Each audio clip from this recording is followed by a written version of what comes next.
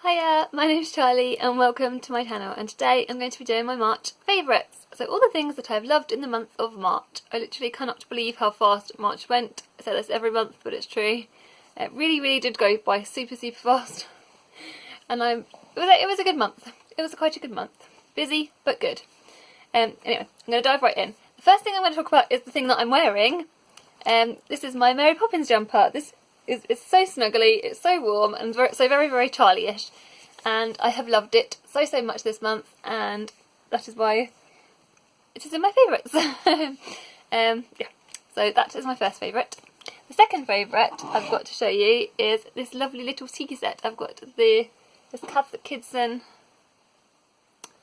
like cup and teapot. It comes with 2 cups, and it's just enough to make two cups of tea every morning. And I just find it super relaxing and super soothing in the morning to just have a pot of mint tea and just to sip that whilst I'm watching YouTube or reading a book. And I've been doing that nearly every single morning this month, and quite a few months since I've got the tea set. And yeah, it's just been such a favourite of mine, and yeah, it helps me to chill and to be calm, and you guys all know that I need that, so yeah, that is why that is my favourite. Another thing on my list of favourites is a recent favourite. So at the weekend, you guys know, I don't know whether you know, I did tweet about it. Oh, did I tweet about it? I did tell you in my last video. So me and my sister, for my sister's hen do, my sister Vicky, my little sister Vicky, it was her hen do at the weekend, and for it we went to an escape room, and it was just so much fun. It was just so brilliant. So it was Escape Room Reading, I don't mind telling you where, locally to us, and it's just really good. There was 8 of us that was in it, and we went in the kidnapped room, and so I won't spoil it too much, so don't worry. But we opened up the door, and the first room that we went into was pitch black, and I was thinking, oh, what's going to happen? It was so much fun, and we all worked as a team, and it was just so wonderful, and we actually succeeded in escaping. We only just did it with the skin of our teeth, but we solved all the clues and we got out within 60 minutes. So it was so much fun, and I definitely want to do more escape rooms. So yeah, so that was definitely a favourite, and I think it was my sister's favourite too. So yeah. And the whole like day with all the girls was super fun. So yeah, that's definitely a favourite. Right, the next thing is on my favourites is I took part in 2 readathons, and they're both my favourites as well. I took part in the Femme Fatale readathon, which was hosted by Jean from Jean's Bookish Thoughts and her friend Jill from the Book Nook. And yeah, it was so much fun. It was in the first week of March, and like Jean and Jill were just brilliant. They were really, like, it was full of banter between the 2 of them on Twitter, which was really making me laugh and smile. And also just like I got the recommendations I got, and the whole feeling like you're part of it. And they did loads of like good reading sprints, which I found was really helpful and helps you kind of motivate you to read the books more. And yeah, and just ask loads of questions, and I just found like I found loads of more books I want to read because of this readathon. I think they are going to be doing Femme Fatale Mark 2 in the autumn months, I believe, or like later on in the year. So I can't wait for that. And yeah, like I said, I've got a few books that I've got in mind for that. So yeah, that was that one. The second readathon that I took part in was the Spring Into Readathon readathon. And you would have seen a TBR go up for that, so I can link that down below if you want to see what books I read, even though you'll see it in my wrap up, but whatever. Yeah, and that was so much fun as well, and that was hosted by Mel from Completely Melanie and Clint from Reads Readers, and it was just so brilliant. There was a great group read of this one, How to Hang a Witch, which was so much fun as well. This was such a good book. And yeah, it was just brilliant. Some of the prompts were really helpful because I felt like it ticked off a few books off my bookshelves that I've been wanting to get off for a while. So yeah, so much fun, and the live show was amazing. Melanie made me laugh. And so it's obviously Clint as well. Everyone knows I'm friends with Clint. But Melanie was like so funny. She was a little bit tipsy, and it just literally made me chuckle so much. So funny. So that was really good. Then the next thing I'm going to talk to you about is my favourite books. Right, I have got 5 books in front of me, /6, because there's my hair's all fluffy. So the first one I'll talk about is one that I read last month, so it's kind of cheating, but it was a favourite of last month's, and it should have been last month's favourites.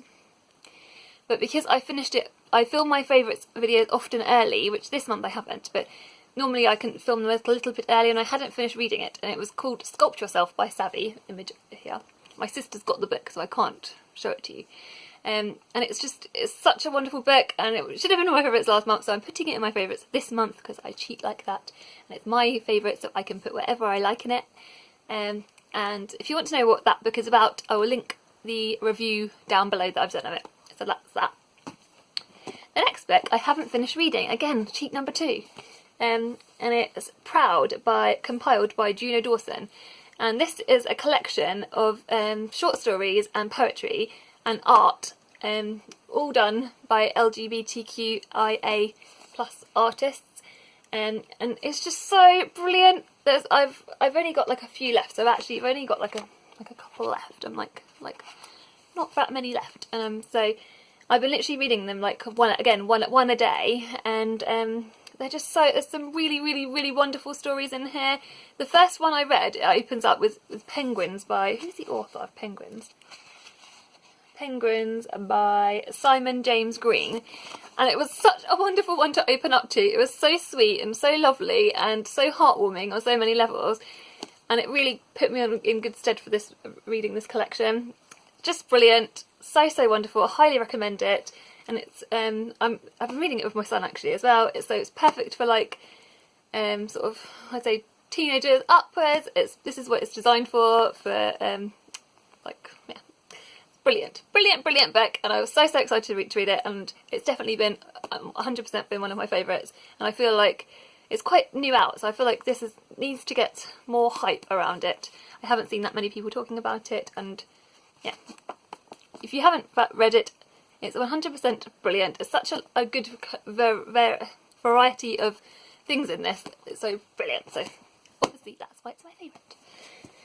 Another thing is my favourite, a middle grade that I read, The Boy at the Back of the Class by Onjali Q. Rauf. This is told from the perspective of a young girl who notices a boy, there's a canoe kid that comes to school, the boy at the back of the class, who sits at the back of the class and he's quiet. His name is Amit, and they later discover that he's a refugee, and they have to find out what is a refugee.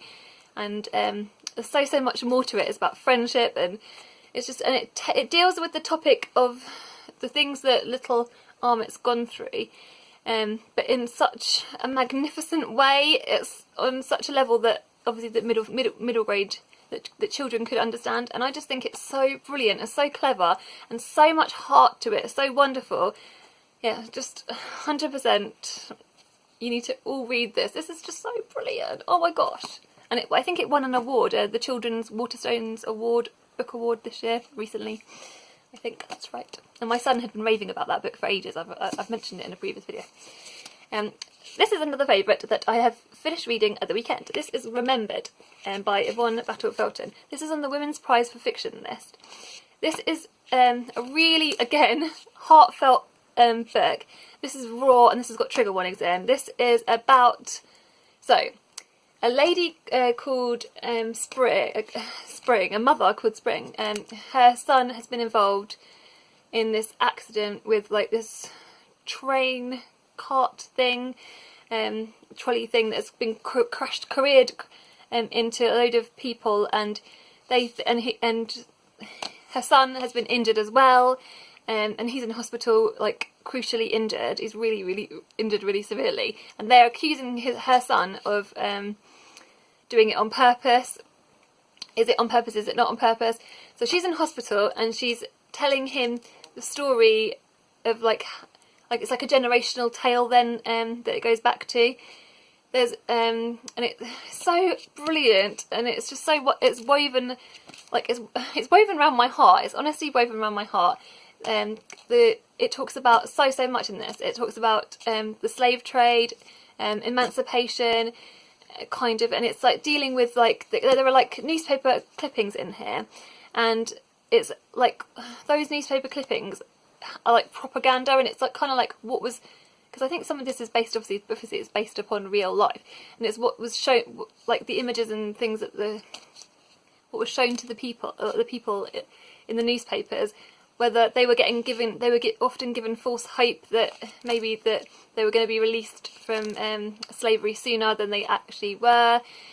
So that was really interesting, and also it talks about kind of like issues about what it is to be a mother, and that spoke to my heart quite dearly, because you guys know that I'm a mum, and it's the sort of the morality that comes with being a mum and what it is to be a mum, and the things that happen in this book that make you think so much. So which I don't want to spoil the story, but it's so brilliant, so wonderful, and I love the magical realism in it too. So yeah, definitely one that will be remembered, and it is one that is on my heart, and I love it so much. Gosh, I talked about that a lot.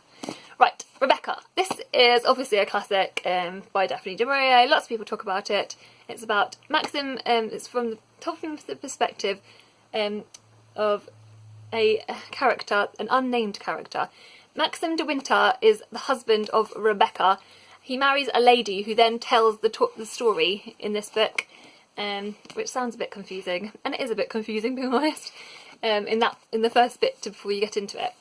This unnamed narrator meets Maxim de Winter in the south of France, I believe. They have like a whirlwind romance, and then she ends up going back to Mandalay, which is like his like estate and his mansion that's there, and she's sort of living then in the shadow of his previous dead wife Rebecca, and she's like very much a strong presence, and even in lots and lots of ways she's a stronger character than the actual unnamed narrator. It's really, really, really wonderful. I did a buddy read of this month. It was so good, and it easily deserves its place in my favourites. Lastly, after my books, but not leastly, I am talking about Lanny. Lanny is a book about a boy, and it's a young boy, and it's told from the perspective of his mum, his dad, and Mad Pete. And this is a tale about a boy, but it's also like about the village that they live in, and the dynamics of like that, raising a child in that kind of situation. It's so wonderful, and there's a character, it's magical realism, because there's a character in here called Papa Toothwort, and he kind of like watches, this mythical kind of character that kind of watches over the village and places judgments, and it's told in such a wonderful, unique format. If you see, you can see the words are like woven in different ways. It's so clever. The story is so amazing and goes off in a way that I didn't expect, being honest. There's LGBTQ characters in this story as well, which I hadn't expected, but there is. And it's just brilliant. I literally gulped it down. I read it in the week when I was feeling poorly, when I was doing the Femme Fatale readathon. I was feeling really poorly, and so I needed something a little bit different, and this was just what I needed. It was just the right medicine. Lastly, I'm going to talk about some Booktube favourites. Actually, I think in the future I'm going to do, coming up soon, I'm going to be doing a Booktube shout out, because there are so many favourites that I've got this month that I can't actually mention them all. So instead I'm just going to mention three. I've got so many more, so if I haven't mentioned you and I love you, you'll know that I'm going to be doing a YouTube shout out, so look up for that. The ones I'm going to mention is Jade Beato, and she's someone that I have recently discovered, quite recently, and she's such a lovely girl. She's so wonderful. She does vlogs, she does Booktube stuff, she does stuff to do with like being a student. She's just so calming and so relaxing, and when you watch her, it's just so wonderful. I just think she's so brilliant. She's such a lovely person. You can really see how genuine she is in her videos, and 100% you guys need to go and check her out. So she's my first favourite. The second favourite I want to talk about is Jacqueline from 6 Minutes for Me. Jacqueline has actually got... I always love Jacqueline. I've been watching Jacqueline since practically the start of my Booktube-ness last year. And I'm sure she must have already been in the favourites. If she's not been, then I'm sorry.